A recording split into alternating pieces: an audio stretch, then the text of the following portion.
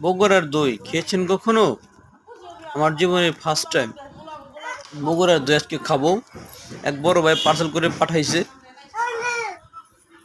দেখি মাশাল্লাহ মেয়ে মেয়ে চিনি পাতা দই। হ্যাঁ, কারণ দুটো করেছে বেবি চিনি পাতা দই।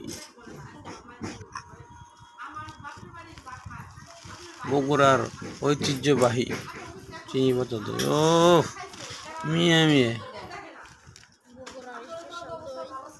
সে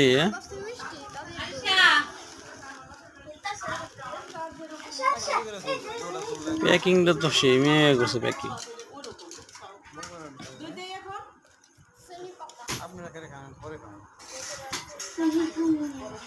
চিনি পাতা দই বগুড়া।